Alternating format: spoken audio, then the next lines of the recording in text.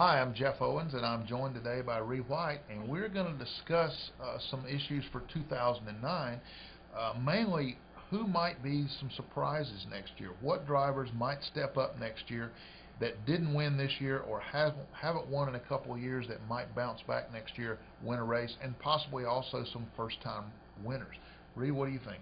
I think the most obvious choice for the driver to win next year is David Ragan with Roush Fenway Racing. Ragan has obviously been the most improved driver on the circuit this year. He's gotten a lot of attention from a lot of the other drivers. He seemed to overcome all the setbacks he had as a freshman driver and really get his act together and focus and learn the sport very well. And he's come close to winning. He's been a threat from time to time. And I think he will win next year, and he will win early. Yeah, I agree. I think he is probably the first-time winner next year, and he may be the only first-time winner next year. He's certainly, I think, the best choice for that. An organization that I think is kind of intriguing that could produce some guys that bounce back is the new Earnhardt-Ganassi organization. They, of course, merged. They've brought together a couple of drivers in Juan Pablo Montoya and Martin Truex.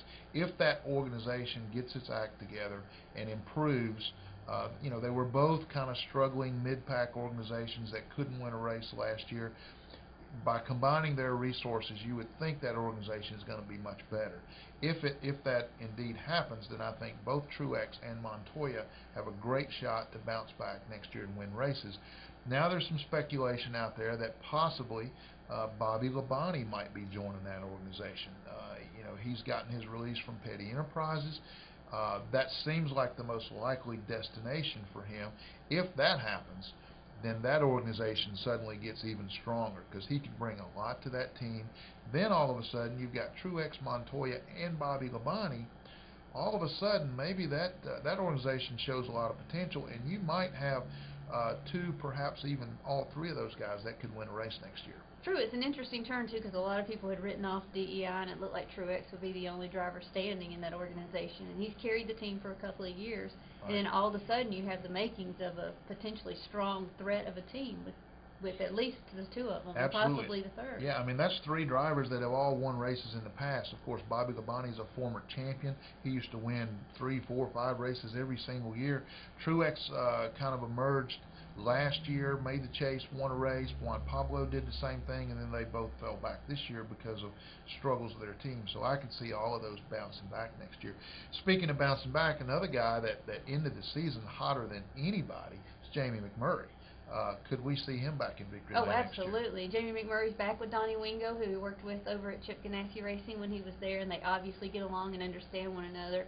McMurray just seems to have hit on something over the course of the year. He was one of these guys who seemed to be having some bad luck in races and kind of getting closer and closer, and then all of a sudden, in the last 2 months of the season, he really came on and made his presence known. Yeah, and we kept hearing words like confidence and things like that, and that's something that Jamie has probably struggled with throughout his career, and he seemed definitely like a much more confident driver last year. He finished the season with 3 straight top 3 finishes, right, which is pretty impressive, so I think he could be a guy. 2 other guys that I got my eye on next year, that Red Bull Racing, I think, showed a lot of improvement this year.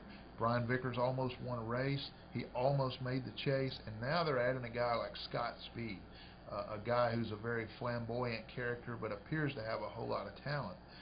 He could be a guy that could surprise people next year, perhaps even win a race, and given his quirky personality, I think it would be great if he emerges as a new star. I think so too. I think he and Vickers will play off one another well, because Vickers seems to be such a low-key, calm type of person, and I'm not sure that Speed is like that. Yeah. I wouldn't be surprised to see Vickers win this year either. Yeah. A lot of talent here we've talked about, and a lot of guys that have a lot of potential, and should make next season very exciting. We'll see you next time.